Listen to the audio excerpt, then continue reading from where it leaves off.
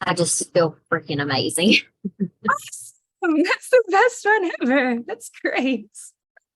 I've literally had more energy in the past 3 days. Like I've done so much stuff. I don't even remember having this much energy in my life. Like it is literally the craziest thing. I've been on my feet. I've been working in the yard. I've been playing ball with my son. Um, I've been cooking. I have not cooked in like, I don't even know, probably like a year. I cooked 3 times last week. And I'm like, oh my God, like what is going on with me? Like I'm getting home and I don't feel like death. That's amazing. That's amazing. Oh, Yeah. you certainly earned it. That's so good. Thank you. It's I've still having like a little bit of that weird like pot symptoms in my chest, like in my throat, but my energy's there. So I haven't really been concerned about it. So Good. And how about the dizziness and the tachycardia? I have had no dizziness. I'm still taking my POTS medicine. But I have been able to handle the heat, which, I do not like the heat. The heat typically just like makes my heart race. I get dizzy, not able to handle it. But I actually spent quite a bit of time outside this weekend, um, working like in the garage and stuff, and I was able to handle it, which I was really shocked. But it's definitely it was much different than what I'm used to. Good. That's wonderful. And Yeah. tell me about your legs. How are your legs doing? So funny you mentioned that because a couple of days ago, I looked at my husband. I said, I just made it all the way up the stairs without stopping, and my legs didn't hurt. Yeah. So good. So good. Yeah. Yeah.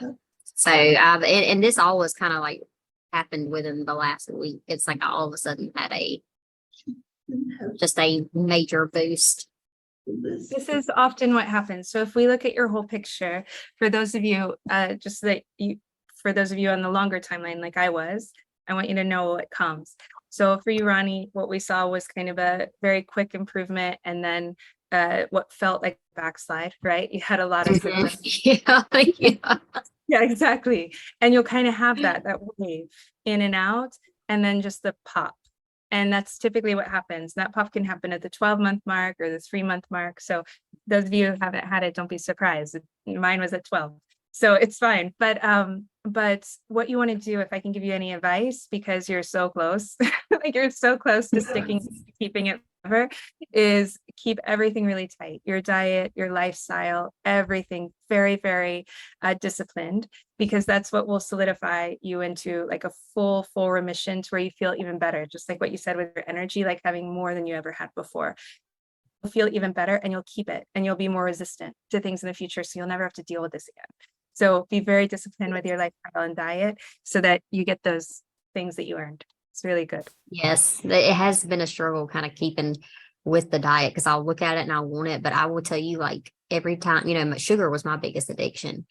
And I don't, if every time I see cane sugar or a recipe with cane sugar or anything, I'm like, I don't want it. I don't want it. I don't want anything to do with it because this has been a really hard journey. But like you said in the beginning, it is so worth the return. And now I'm like, oh my gosh, I felt like I was wasn't going to make it through it. And now I'm like, oh my God, it was just so worth it. So everybody hang in there. I know everybody's had their struggles, but it will pay off. It will pay off. Yeah, it always does. And sometimes it can be surprising. Like you can get to a place where you don't want the sugar, and then you can get so healthy that you don't have symptoms and you don't have backlash when you have things. And that can be really hard sometimes. Not everyone struggles Yes. with that, but sometimes that can be really hard.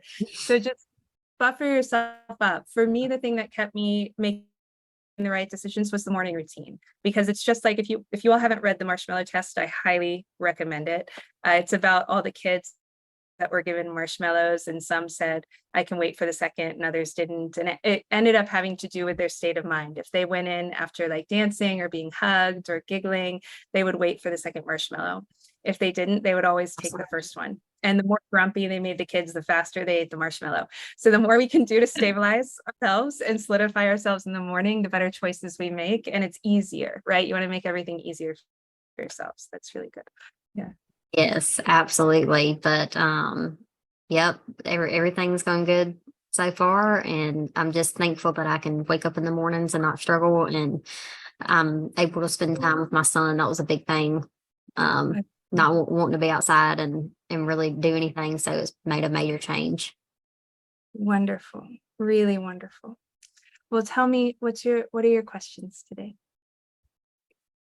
I really don't have any. That's good. That's really good. That's good. Just remember, the main thing is really solidify that routine. The routine going forward is what's going to keep you in remission, even more than the diet. And that's not to say to step off the diet, but that's because when we're taking care of ourselves, when we're filling our cup first, when we're able to get in touch with ourselves and not get lost in the busyness of life, which can happen as we get into remission, then we know every day how we feel. And if we know how we feel, we can make choices. So just like I think it was Sarah earlier saying, sometimes I can tell I just need to rest that day, and that's fine. That's what I want to be able to do, so that you never burn yourself out, right? You can feel it that day. So, okay, maybe tonight's the movie night, kind of thing. Yes. Yeah. Yeah, Exactly. that's one of the hard things I've had to learn, is not to overdo it and tell myself like, okay, you got to sit down and take a break, because I know I'll pay for it the next day if I don't. That's exactly it. Yeah. And the faster you learn that and the more in touch you can stay with that, the better. I think a lot of the problems from our society come from our divorcing from how we feel, right? We're just like, well, we'll take a pill for this, we'll take a pill for that, which is very human and understandable. But it allows us to kind of run ourselves into the ground. And so the less we can do that, and really, I think one of the ways that we can really show our gratitude towards getting better is in better treatment of ourselves going forward. So just remember how hard you had to work and what you've been through, and don't let yourself forget. Don't ever let yourself forget, because you'll treat yourself with more kindness if you remember. Absolutely. That's why I always say self-care is the best care. When I learned to start taking care of myself, that's take care of yourselves. Exactly. That's exactly it. Good. Well, I hope to meet you one day. I really want to listen to you speak, because I'm like, I literally feel like your knowledge has saved my life. So thank you. Oh, thank you so much.